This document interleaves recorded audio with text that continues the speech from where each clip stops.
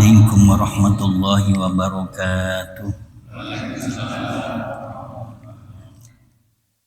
Bisalamati dinina wa dunyana wa ukhrana biniyati du'ai wal qabul bijahi Rasul Muhammadin sallallahu alaihi wasallam wa liqada'i hajatina hajatid dunya wal akhirah khususan hajatil jamaah di Masjid Miftahil Jannah barakatil Fatihah. A'udzu billahi minasy syaithanir rajim. Bismillahirrahmanirrahim. Alhamdulillahi rabbil alamin. Arrahmanirrahim. Maliki yaumiddin. Iyyaka na'budu wa iyyaka nasta'in. Ihdinas siratal mustaqim. Siratal ladzina an'amta 'alaihim ghairil maghdubi 'alaihim waladdallin. Amin. Hamdan wa syukran laka ya Allah, salatan wa salaman alaika ya Rasulullah, wa ala alika wa ashabika ya Habiballah. La hawla wa la quwwata illa minallah. Qala Allah subhanahu wa ta'ala azamatuh, qul law kana al-bahru midadan li kalimati rabbi lanafidal bahru qabla an tanfada kalimatu rabbi walau ji'na bimithlihi madada. Sadaqallahul azim. Yang kami muliakan jajaran pengurus takmir Masjid Miftahul Jannah yang dikomandani oleh yang terhormat Bapak Agus, ada Bapak Esti, Bapak Darminto, semuanya. Yang besar tak dihimbau gelar, yang kecil tak disebut nama, tapi insya Allah kita semuanya dimuliakan oleh Allah Subhanahu wa Ta'ala. Bapak Ibu sekalian, bagi yang belum berniat iktikaf, saya persilahkan di dalam hati berniat iktikaf. Umpama panjenengan tidak mendapatkan sedikit tambahan ilmu dari saya, yakinlah kita semuanya telah mendapatkan fadilah, keutamaan dan pahala iktikaf. Plus juga kita niati menunggu jamaah sholat isya. Kata Nabi Muhammad sallallahu alaihi wasallam, termasuk 3 amalan yang apabila kita lakukan bisa menambah pahala, mengurangi dosa, adalah intidharus sholah ba'da sholah, menunggu sholat setelah sholat.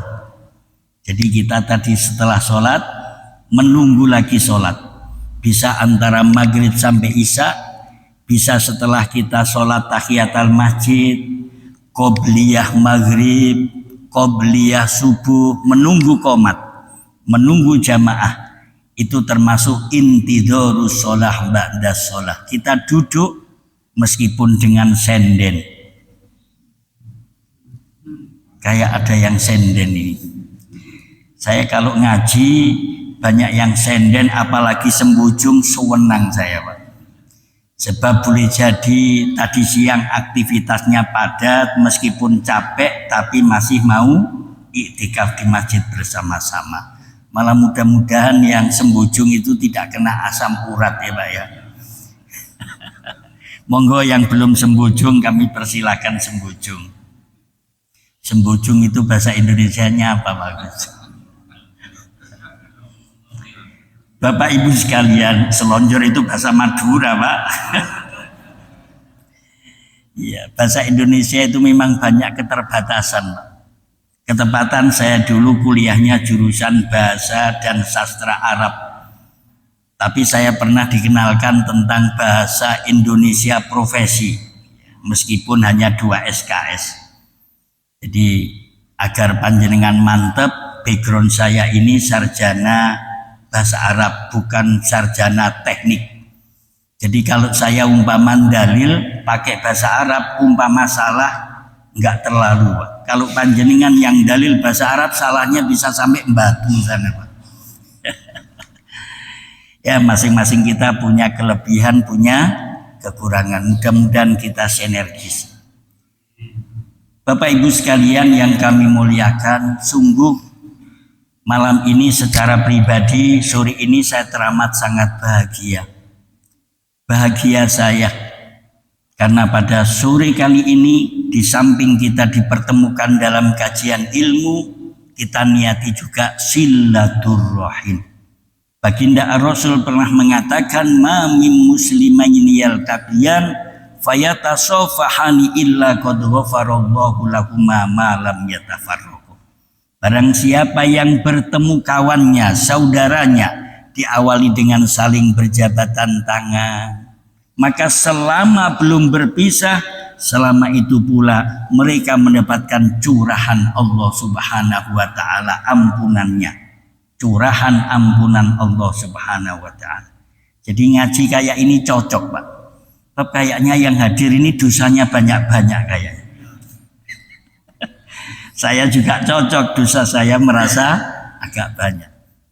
Jadi kayaknya pahala kita apabila diterima, ini banyak dimensi pahala. Pahala kajian ilmu, pahala iktikaf, pahala silaturahim, pahala menunggu sholat selesai sholat.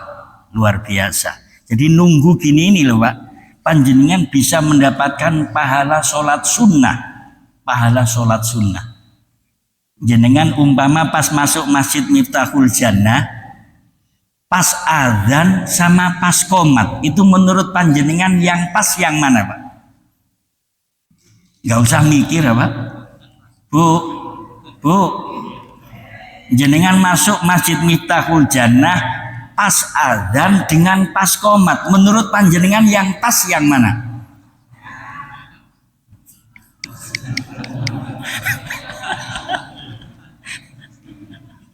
Yang pas itu yang sebelum azan, Mbak. Jenengan begitu selesai azan, sholat sunnah tahiyatul masjid, qobliyah, sambil menunggu qomat, duduk panjenengan dihitung sholat sunnah. Ini hadisnya sahih. Bapak Ibu sekalian, sesuai dengan tema yang diberikan kepada saya, yaitu pembahasan tentang manhaj dan apa bedanya dengan mazhab. Saya ulangi, ada istilah di dalam Islam manhaj dan mazhab. Yang kedua pakai ba, sama-sama kolkolah. Yang pertama pakai jim, manhaj dan mazhab. Bapak Ibu sekalian yang kami muliakan, secara definisi manhaj adalah at-thariq al-wadih lidinil Islam, ay al-jami minal Quran wal ahadits an-nabawiyah, yaitu jalan yang jelas untuk syariat agama Islam yang bersumber dari Al-Quran dan hadis. Itu manhaj. Intinya manhaj kita ini apa? Manhaj kita adalah Al-Quran dan hadis. Semua orang yang mengatakan Islam, Muslim, mukmin, manhajnya apa? Quran dan hadis. Adapun mazhab itu adalah penjabaran, penalaran, hasil ijtihad kesungguhan para ulama di dalam menafsiri, menginterpretasi dari Al-Quran hadis, muncullah yang namanya mazhab. Bisa diterima ya? Al-Quran ini Bapak Ibu sekalian mujmal. Al-Quran ini kadang-kadang bahasanya di dalam ilmu usul fikih dikatakan ada yang ayat-ayatnya muhkamat. Muhkamat itu jelas, lugas. Contoh, wala taqrabu zina, jangan mendekati zina. Itu jelas sudah, nggak perlu interpretasi, Pak. Kalau ada interpretasi kadang-kadang malah salah. Jangan sekali-kali mendekati zina. Ada interpretasi teman-teman yang salah. Kalau mendekati nggak boleh, tapi kalau melakukan, wah ini tafsir yang konyol ini, Pak.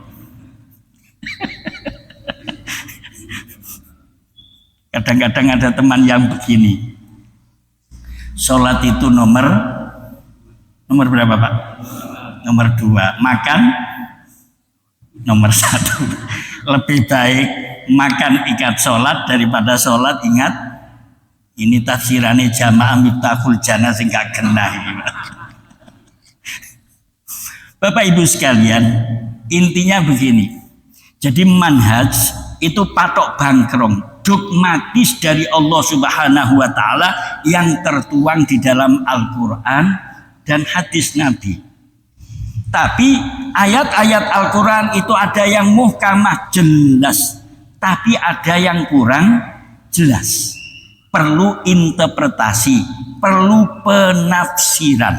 Lah, yang punya hak untuk menginterpretasi, menafsirkan tentunya berangkat dari asbabun nuzul. Kalau hadis asbabul wurud itu hanya orang yang punya kompetensi di dalamnya. Ahli bahasa Arab, ahli usul fikih, ahli tentang ayat-ayat yang muhkamah, yang sudah dinaseh, sudah dihapus dan lain sebagainya. Itu harus punya keahlian-keahlian, kompetensi yang spesifik. Bapak Ibu sekalian yang kami muliakan. Baik, saya beri contoh. Di dalam Al-Quran surat Al-Waqiah, ayat berapa itu maaf? La yamassuhu illal mutahharun. Pernah dengar ya dia? La yamas innahu laqur'anun karim fi kitabim maknun la yamassuhu illal mutahharun. Sungguh Al-Qur'an itu innahu laqur'anun karim, bacaan yang mulia dari Allah Subhanahu wa taala, fi kitabim maknun la yamassuhu illal mutahharun. Tidak boleh menyentuh kecuali orang-orang yang disucikan. Tidak boleh menyentuh kecuali orang-orang yang disucikan. Lah, dari sinilah Pak, disucikan ini ada beberapa pendapat. Menurut Imam Maliki, mujtahid mutlak. Jadi orang yang mengikuti mazhab artinya mengikuti orang yang ijtihad. Lah, menurut ahlu sunnah wal jamaah, maaf, ahlu sunnah wal jamaah di Indonesia itu ya Muhammadiyah ahlu sunnah wal jamaah, Nahdlatul Ulama juga ahlu sunnah wal jamaah, Al-Irsyad, Persis. Kalau Syiah jelas tidak ahlus sunnah. Bapak Ibu sekalian yang kami muliakan. Lah, ada yang memberikan interpretasi seperti Imam Syafi'i. Kita ini tidak boleh menyentuh Al-Quran mushaf ini kecuali mutahhar. Diri kita sudah disucikan dengan apa? Ambil air wudhu. Suci dari hadas besar, suci dari hadas kecil. Tapi menurut Imam Maliki tidak. Yang dimaksud tidak menyentuhnya kecuali yang disucikan itu maksudnya malaikat-malaikat. Jadi waktu itu Al-Quran sebelum diturunkan kepada Nabi Muhammad SAW tadrijian bertahap, itu diturunkan dari Baitul Lauhul Mahfud ke Baitul Izzah, ke Baitul Izzah. Itu Al-Quran di sana ini tidak disentuh kecuali oleh para malaikat. Sehingga ada sahabat kita menyentuh Al-Quran itu nggak wudhu nggak apa-apa. Ada yang harus berwudu. Itu namanya berbeda mazhab. Ada yang ikut Imam Maliki, ada yang ikut Imam Syafi'i. Bisa diterima nggih? Jadi intinya kalau manhaj pakai jim itu adalah Al-Qur'an hadis. Lah, hasil interpretasi, penalaran, penjabaran dari Al-Qur'an hadis tentunya yang menjabarkan tidak Munir, tidak takmir Masjid Miftahul Jannah, ulama yang punya kompetensi syarat-syarat ijtihad. Lah, hasil ijtihad ini semuanya dinamakan mazhab. Lah, mazhab yang terkenal adalah Imam Hanafi yang wafat pada tahun 150 Hijriyah. Hijriyah berarti tatkala hijrahnya Nabi. Yang kedua yang terkenal adalah Imam Maliki yang wafat pada tahun 179 Hijriah. Yang ketiga adalah Imam Syafi'i yang wafat pada tahun 204 Hijriah. Pasca Imam Syafi'i ada imam yang terkenal Imam Hambali yang wafat pada tahun 274 Hijriah. Lah, 4 mazhab ini oleh para ulama dijuluki ulama salaf. Pernah dengar ya?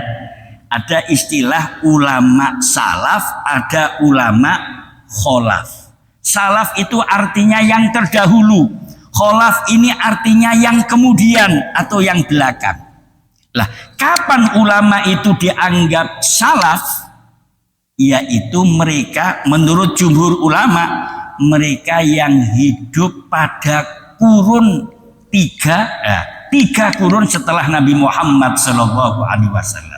Jadi kan pernah dengar Rasulullah bersabda, khairul kurun korni, sebaik-baik kurun adalah kurun saya.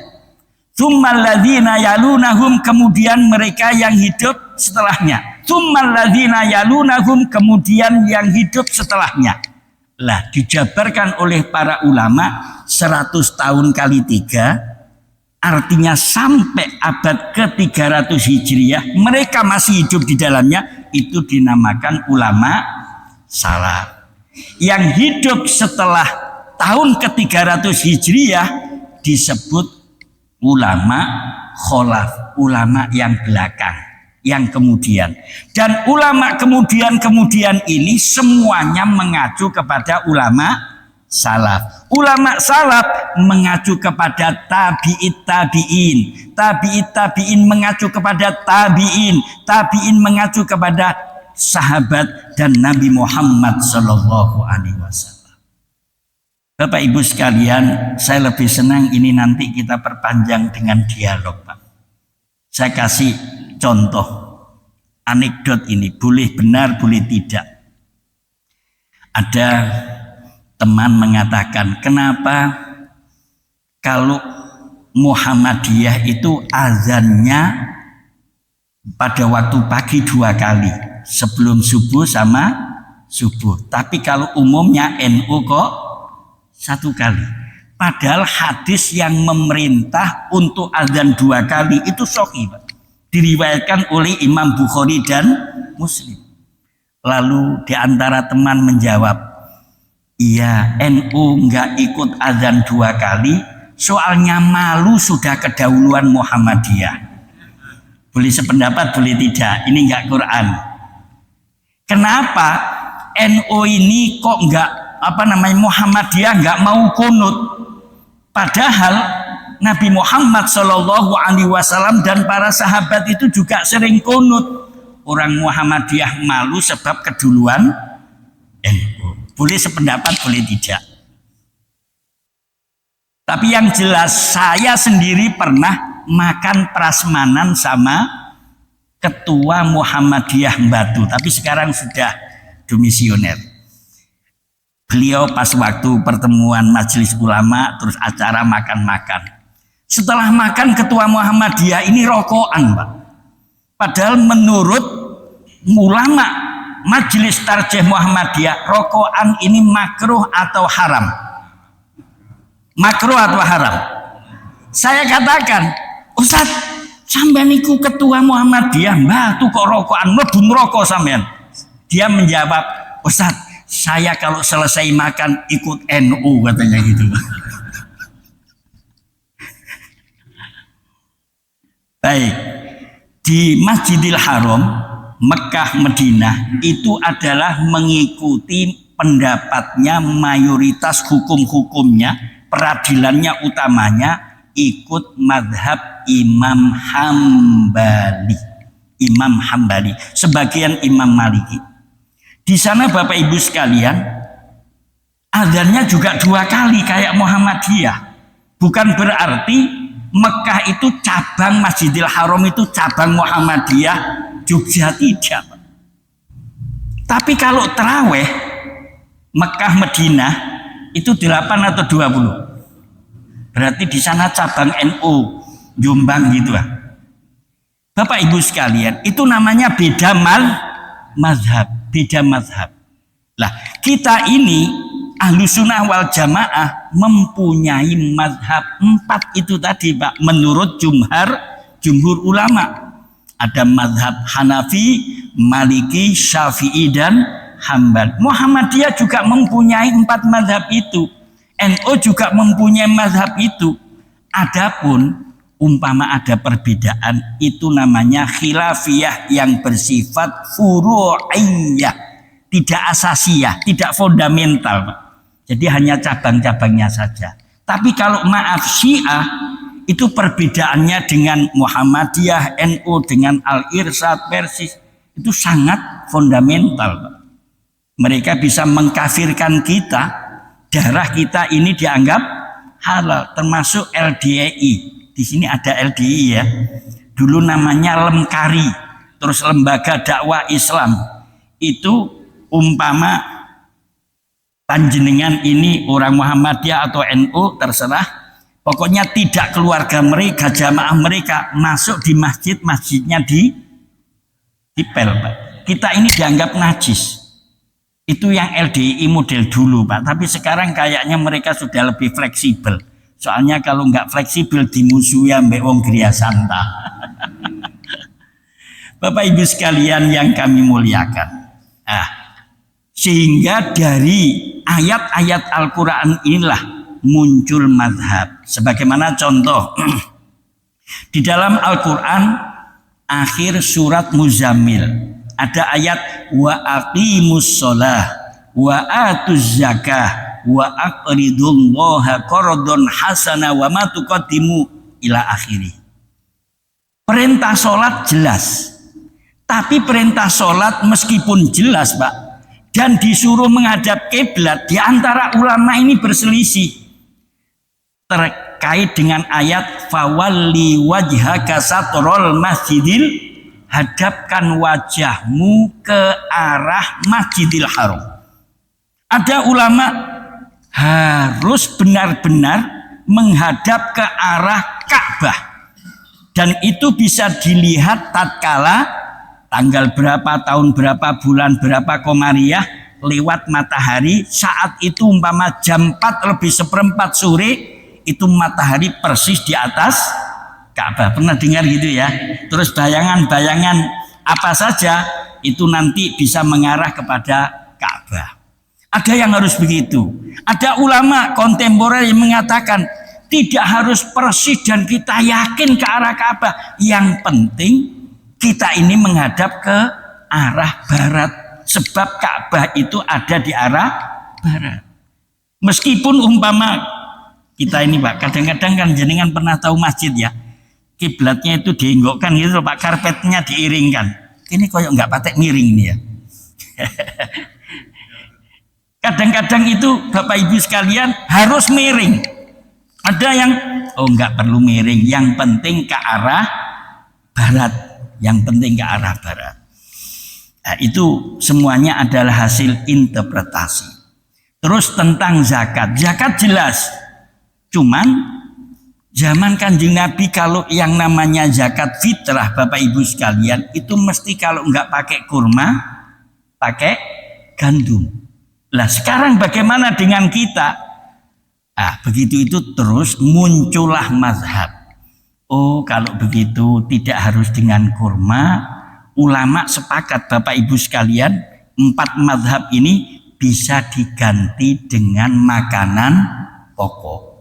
Tapi ada ulama yang mengatakan termasuk Imam Syafi'i, apa bisa diganti dengan uang yang punya nilai dikonversi dengan beras, umpama 2,5 kilo, itu harganya sama. Imam Syafi'i tidak boleh, Pak, harus makanan pokok, harus berupa beras, harus berupa beras. Tapi menurut Imam Hambali boleh pakai uang real, dolar, rupiah senilai dengan beras yang kita konversi tadi itu. Begini, ini namanya apa? Mazhab. Mazhab. Mazhab itu singkatan dari mazhaba ilaih.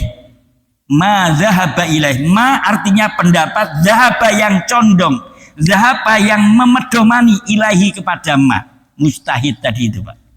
Disingkat mazhab, aslinya adalah ma zahaba ilaih. Kayak bismillah itu loh Pak. Mari acara ini kita buka dengan bacaan basmalah. Basmalah. Tidak begitu Pak, tapi bismillahirrahmanirrahim. Mari acara ini kita akhiri dengan hamdalah. Nggak boleh terus mengatakan hamdalah, tidak begitu Pak. Madhab itu singkatan, ada memang singkatan-singkatan di dalam bahasa Arab. Hauqolah itu adalah bacaan la haula wala quwata illa billah. Intinya Bapak Ibu sekalian, mari kita semuanya ini wa'tasimu bihablillahi jami'ah. Kita berpedoman kepada kitab Allah, ajaran-ajaran Rasulullah yang sahih-sahih kita pedomani. Adapun ada hasil interpretasi yang mengarah kepada hal-hal yang baru, kalau toh itu tidak bertentangan dengan asas agama Islam, nggak apa-apa. Sehingga pengertian bid'ah itu sendiri juga kadang-kadang di antara masih khilafiyah, masih berbeda Pak. Pokoknya ini bid'ah, bid'ah, bid'ah. Hal yang semacam ini kalau ada orang mengatakan ini bid'ah, biarkan, nggak usah, itu menurut pemahaman mereka. Ada yang mengatakan bid'ah itu ada bid'ah hasanah, ada bid'ah dolalah. Ya biarkan, pokoknya kita bisa makan bersama gitu loh Pak. Dan perbedaan agama Islam hal yang semacam ini termasuk kecil Pak. Contoh ya, orang Muhammadiyah sholat di masjid NU sah nggak Pak? Sah. Semuanya sepakat boleh. Orang NU sholat di Muhammadiyah sah. Tapi kalau Kristen Pak, itu lebih berat loh. Katolik ke Protestan, gerejanya nggak bisa Pak. Ada malah itu gereja Gembala Baik, gereja Jawiwetan, itu umatnya, jemaahnya Pak, nggak bisa, antar gereja itu nggak bisa menerima. Jadi lebih berat mereka itu di dalam perbedaan. Saya tertarik Imam Masjidil Haram yang terkenal adalah Syekh Abdurrahman As-Sudais. Pernah dengar ya?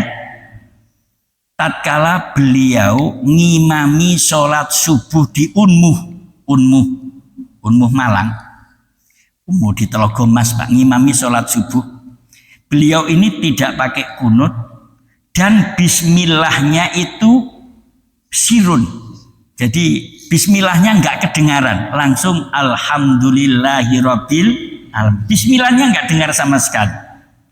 Tapi tatkala beliau ngimami di Masjidil Haram atau di Madinah, aslinya beliau imam besar Masjidil Haram, itu bismillahnya kedengaran tapi tidak keras Pak. Bismillahirrahmanirrahim. Alhamdulillah, langsung alhamdulillah. Jadi bismillahnya pelan, tidak sekeras ayat pertama alhamdulillahirabbil alamin. Tapi tatkala ngimami di Masjid Istiqlal Jakarta, diceritakan beliau tanya dulu, biasanya di Masjid Istiqlal ini bismillahnya pelan atau keras? Keras. Beliau ngimami di Masjid Istiqlal keras Pak bismillahnya itu.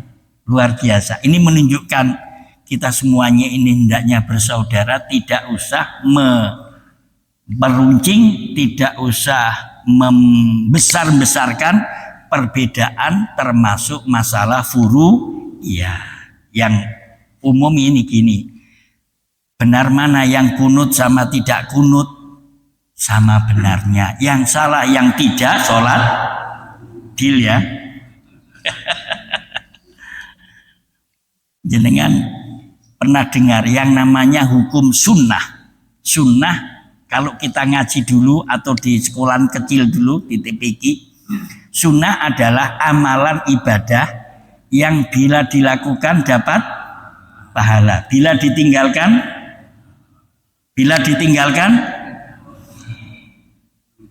rugi. Ya itu yang benar Pak. Yang tidak apa-apa itu tadi salah. Sepunten nggih Pak, jenengan kula salah no.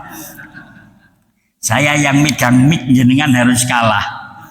Jadi dulu istilahnya sunat adalah bila dilakukan dapat pahala, bila ditinggalkan tidak apa-apa, salah, bila ditinggalkan rugi Pak. Makruh bila ditinggalkan dapat pahala, bila dilakukan jangan bilang nggak apa-apa, makruh, rugi Pak. Contoh nih, sampean mesti nggak setuju rokokan gitu. Menurut NU makruh, menurut Muhammadiyah haram, rugi, rugi uang, rugi nggak dapat pahala, rugi katanya memperpendek usia. Tapi saya nggak setuju ini Pak. Banyak orang yang rokokannya terus tapi usianya panjang. Baik, sampai di sini mungkin ada tambahan keterangan atau tanya jawab, kami persilahkan Pak. Biar lebih jelas. Al-Quran itu memang perlu ditafsiri. Dan untuk, makanya tadi saya sampaikan ada ayat muhkamah. Muhkamah itu yang jelas Pak, nggak perlu interpretasi, nggak perlu tafsiran, sudah jelas. Wala taqrabu zina, jangan mendekati zina. Wa aqimus shalah wa atuz zakah, dirikanlah sholat, tunaikan zakat. Lah, zakat begini ini kadang-kadang perlu penjelasan. Nah, penjelasan begini ini namanya tafsir.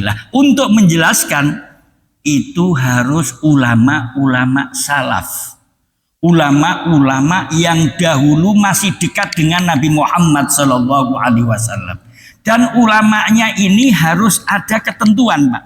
Beberapa kompetensi pun juga ada ketentuan, ulamanya harus ikhlas, hatinya bening, tidak tertumpangi oleh kekuasaan, oleh kepentingan-kepentingan politik dan lain sebagainya. Istilahnya harus mengacu kepada ulama salaf. Ulama salaf yang terkenal 4 yang sudah kita akui dan diakui oleh dunia: Imam Hanafi, Imam Maliki, Imam Syafi'i, Imam Hambali. Beliau-beliau ini hidup pada kurun 3 setelah Nabi Muhammad SAW. Artinya tidak lebih dari 300 tahun. Jadi terus ayat itu ada mutasyabihat yang tadi itu saya sampaikan, perlu interpretasi, perlu penjabaran, asbabul wurud dan lain sebagainya. Jadi begitu Bapak, yang bisa mentafsiri dan punya hak untuk mentafsiri adalah ulama-ulama yang punya kompetensi. Makanya guru saya mengatakan, kalau Anda berbeda pendapat dengan temanmu, sampean jangan mengatakan begini, saya tidak sependapat dengan sampean. Itu harus diteruskan, sebab menurut ulama ini, harus menyebutkan gitu Pak. Nggak boleh saya tidak sependapat dengan itu, teman itu, menurut saya, nggak boleh Pak. Menurut Munir, menurut Jamaah Miftahul Jannah, nggak boleh. Saya tidak sependapat dengan dia, sebab Ustadz Andi Hidayat pernah mengatakan demikian. Yang viral biasanya banyak kita serap ilmunya kan Ustadz Adi Hidayat, Ustadz Abdus Somad, Ustadz Gus Baha, begitu ya. Ada Buya siapa yang kita akui kompetensinya. Jadi kita kalau berbeda dengan teman, jangan saya tidak sependapat dengan dia, sebab menurut saya ini saya siapa? Jenengan mengacu ada, saya tidak sependapat dengan dia, sebab menurut guru saya Kiai Haji Ahmad Dahlan. Lah gitu loh Pak. Beliau ini termasuk mujtahid, meskipun tidak mujtahid mutlak. Mujtahid itu orang yang istihad, bersungguh-sungguh untuk mengeluarkan hukum dari Al-Quran dan hadis. Ada mujtahid itu mutlak Pak. Mujtahid mutlak itu seperti Imam Syafi'i, Imam Maliki, itu mujtahid mutlak. Ada mujtahid fatwa. Jadi dia ini seperti Imam Nawawi, seperti ulama-ulama yang hidup pada kurun setelah abad ketiga. Imam Nawawi, Ibnu Dinar, terus siapa lagi, Syekh Suhaimin yang terkenal itu ya. Ini semuanya adalah hidup setelah abad ke-30, ya abad ketiga. Mereka-mereka ini istihadnya itu mengacu kepada istihadnya 4 mazhab ini Pak.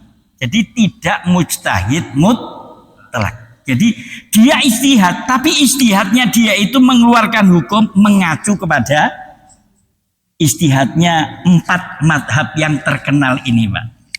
Insya Allah gitu. Yang pertama tadi apa, Pak? Iya, baik.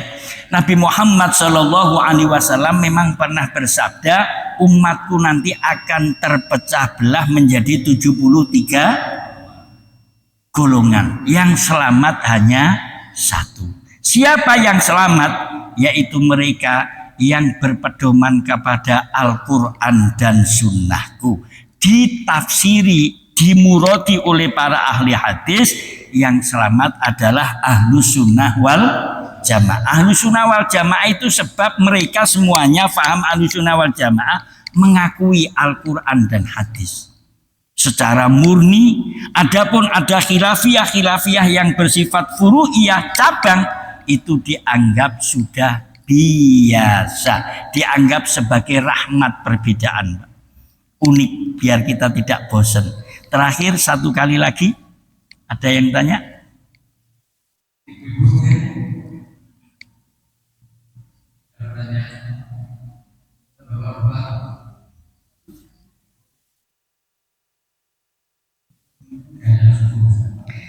Kalau sudah Isya mau tanya agak grogi, Pak. Mungkin sudah cukup ya. Mudah-mudahan bahasan yang sederhana ini paling tidak menambah wacana berpikir kita. Kita tahu tentang manhaj. Kalau manhaj itu adalah syariat yang jelas, tuntunan yang jelas, yang sumbernya dari Al-Quran dan hadis atau sunnah Nabi. Adapun mazhab itu adalah hasil ijtihad, kesungguhan para ulama yang punya kompetensi untuk menggali hukum-hukum dari Al-Quranul Karim. Adapun mazhab yang terkenal adalah 4, Imam Hanafi, Imam Maliki, Imam Syafi'i, Imam Hambali. Urutan ini sesuai dengan tahun atau urutan usianya, Pak, urutan hidupnya, Pak. Jadi yang pertama yang tertua adalah Hanafi, kedua Maliki, Syafi'i dan Hambali. Begitu aja, mudah-mudahan kita dari pertemuan ini bisa mengambil warisan Nabi Muhammad SAW berupa ilmu, dan ke depan ibadah kita lebih sempurna, dan ke depan kita jalin ukhuwah Islamiyah, persaudaraan yang lebih erat lagi. Kurang lebihnya mohon maaf. Subhanakallahumma wa bihamdika asyhadu an la ilaha illa anta astaghfiruka wa atubu ilaik. Al-Fatihah.